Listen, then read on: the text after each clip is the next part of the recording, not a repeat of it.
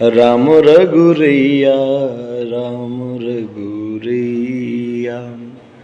सभी को राधे राधे, श्री श्याम। कल एक जगह प्रसंग छूटा था,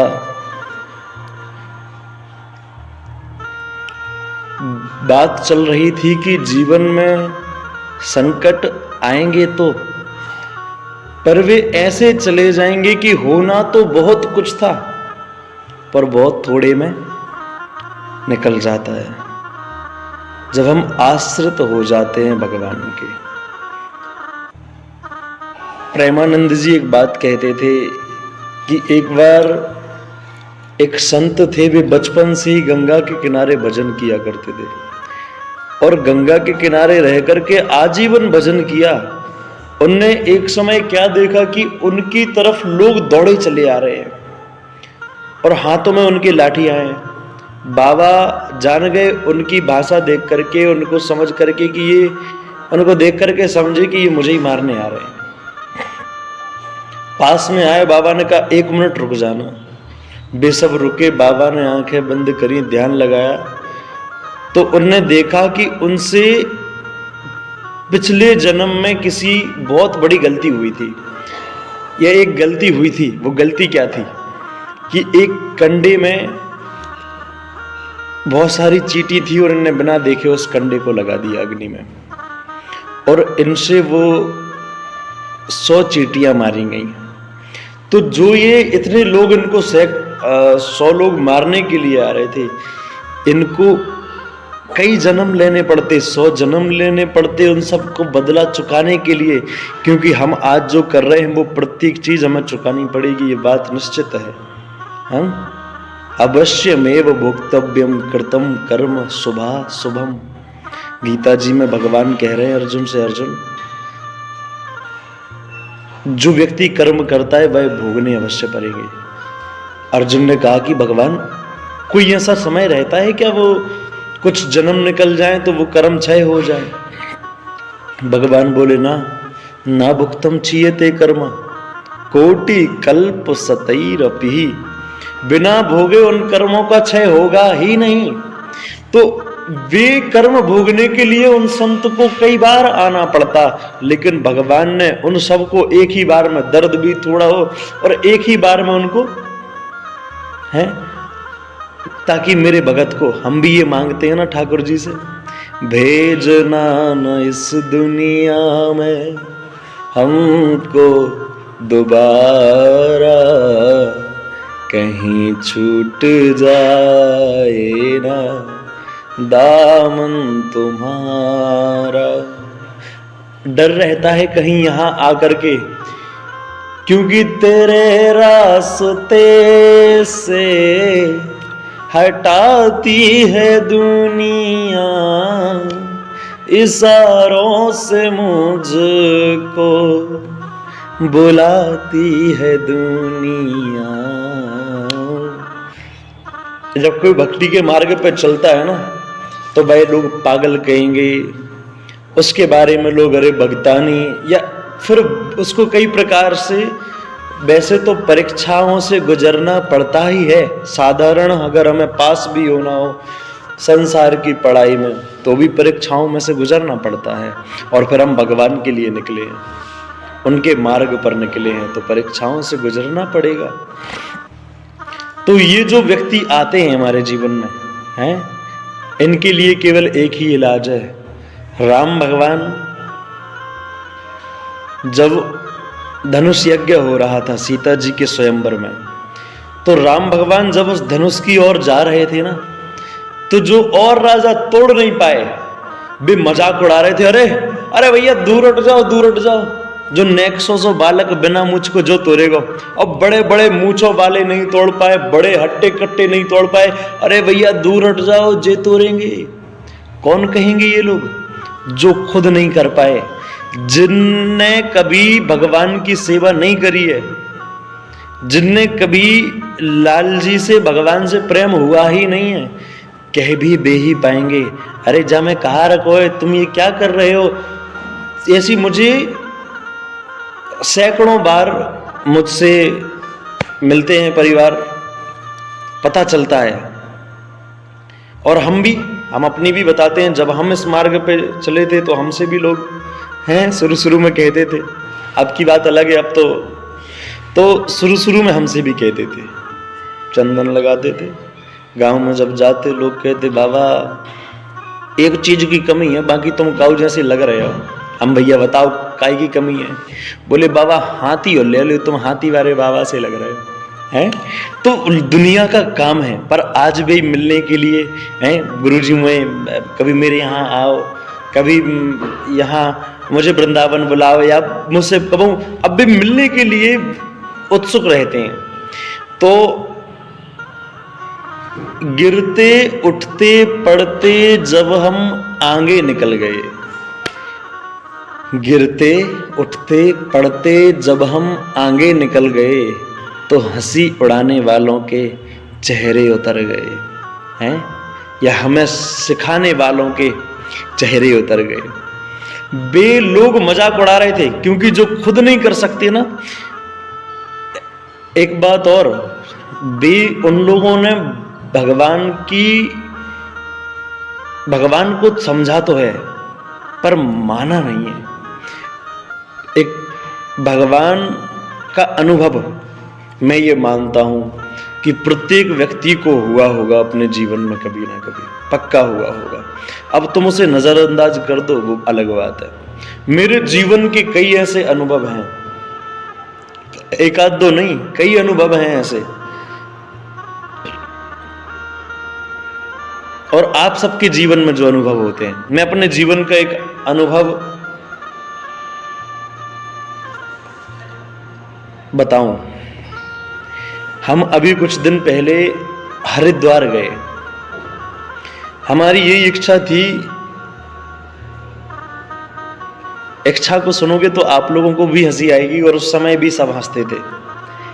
मेरी इच्छा थी कि जावार में जाऊंगा और हिमालय में जाऊंगा, और जब तक भगवान नहीं मिलेंगे हैं तब तक मैं आऊंगा नहीं लौट करके। पड़रिया में कथा हुई थी, उस कथा के बाद मेरी ये इच्छा थी कि अब जब आपको सामने देख लेंगे तो मैं सामने पा लेंगे, बाकी बाद ही हम कहूँ जाएंगे, पहले आप हमें आकर के दर्शन दो।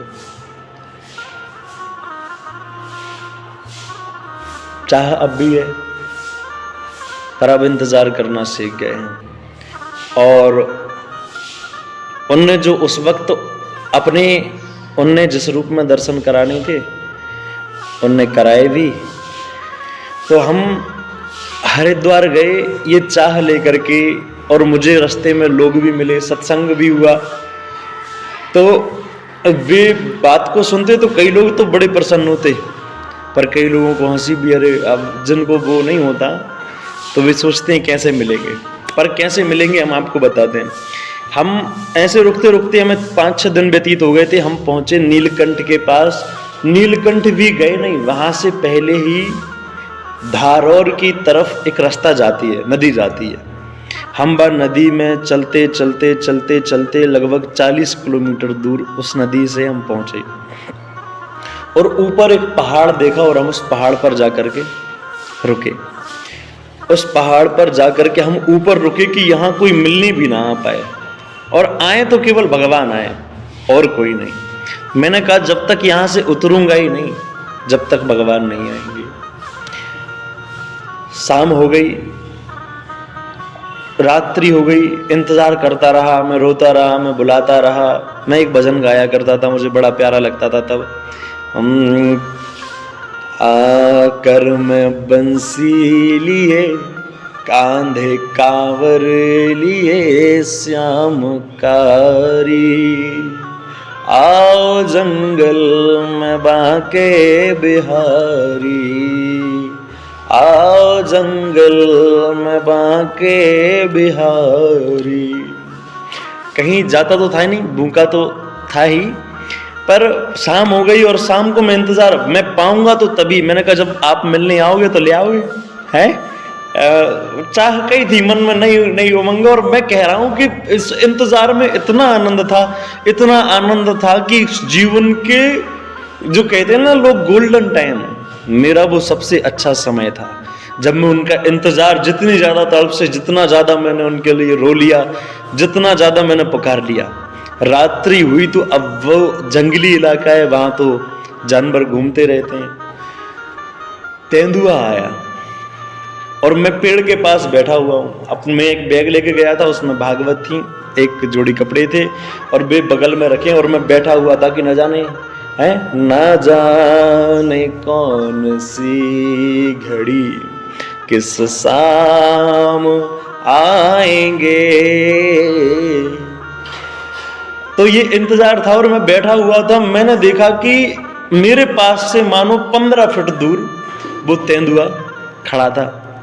अब वो मुझे देख रहा है। मैंने देखा, शाम का समय था, कम दिखाई दे रहा था। मैंने देखा और फिर धीरे धीरे मुझे पहचान में आया कि ये तेंदुआ है। अचानक से तेंदुए को देखा तो मैंने सोचा पहले कि मैं जल्दी से पेड़ पर चढ़ जाऊं। मैं ये नहीं जानता था कि वो बाद में जब वहां से आया तो फिर पता चला। मैंने सोचा कि मैं पेड़ पर चढ़ जाऊं। अब शुरू में नहीं चढ़ा, मैं पेड़ पर गया और मेरे मन में एक बात आई कि अरे जब मैं संकट में होऊंगा ये मेरे पास आएगा, इतने दूर तक आ पाएगा और फिर मेरे लाल जी आ जाएंगे, मेरे ठाकुर आ जाएंगे। पर वो भी वहीं खड़ा है, वो भी नहीं आ रहा है और मैं उबा को इंतजार कर रहा हूँ कि जो आएंगे और फिर यहाँ कहूँ से ठाकुर जी आएंगे। और मैं चारों तरफ देख रहा हूँ ठाकुर जी कहीं हैं और वे आएंगे अब जाग की वजह से, केवल परीक्षा। ये बातें मन में चल रही हैं कई सारी हैं। ऐसे मैं कुछ देर बाद मैंने कही जो आए वो, ताकि वजह से मैं थोड़ी यहाँ वहाँ हुआ। मैं पेड़ पे भी चढ़ा लेकिन वो भी रात्रि भर खड़ा रहा। तेंदुआ यद्यपि पेड़ पे चढ़ना बड़ा सरल होता है उनके लिए, रात भर रहा, सुबह चला गया। सुबह हमने स्नान के लिए, नीचे नदी थी और वह नदी में जब हम स्नान के लिए आ रहे थे तो वहाँ एक संत मिले। वे आज भी वहीं रहते हैं और उनने मुझे वहाँ कह रहे थे कि आओगे तो यहाँ एक कुटिया बनवा देंगे लकड़ी की, ताकि जानवर परेशान ना करें और यहाँ एकांत में भजन हो जाएगा। और वहाँ बहुत शांति है, बहुत शांति है।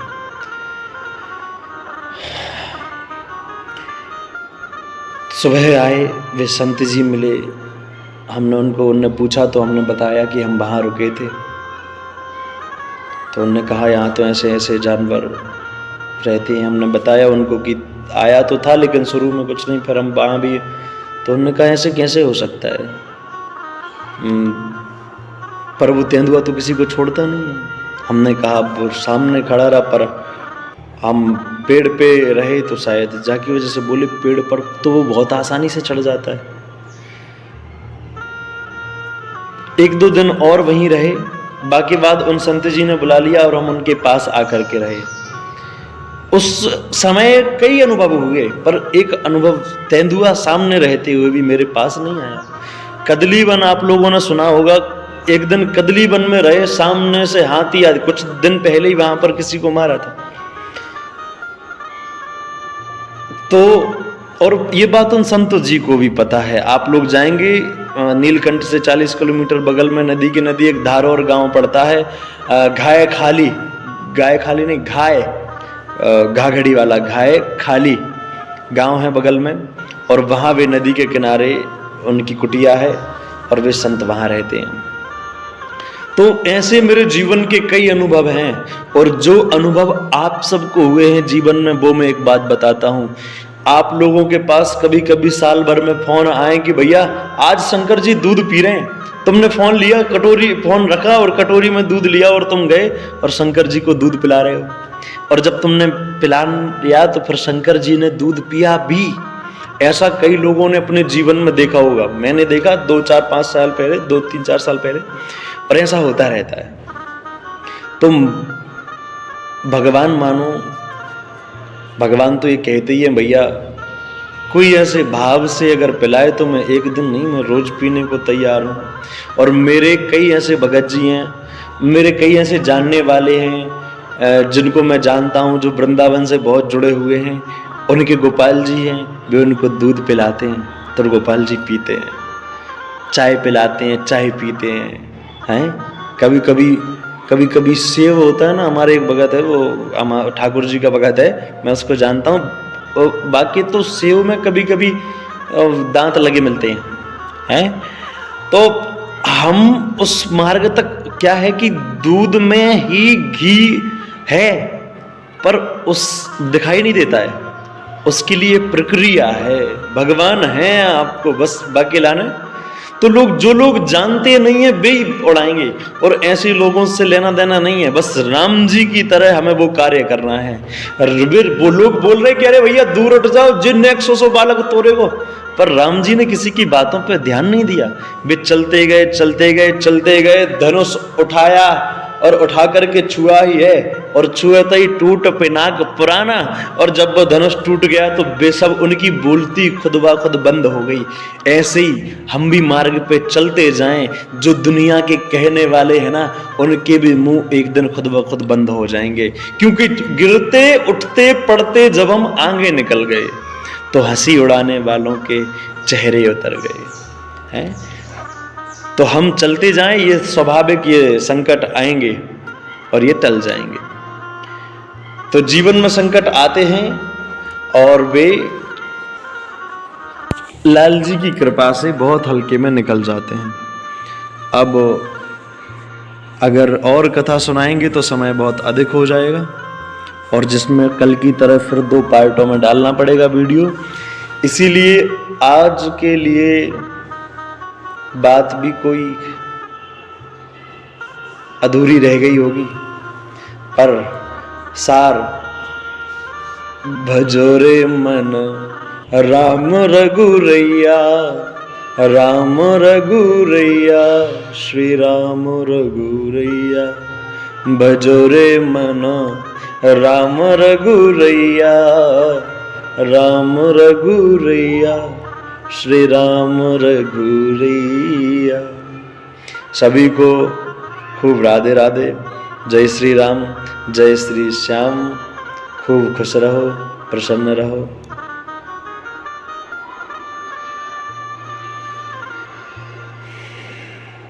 राधे राधे।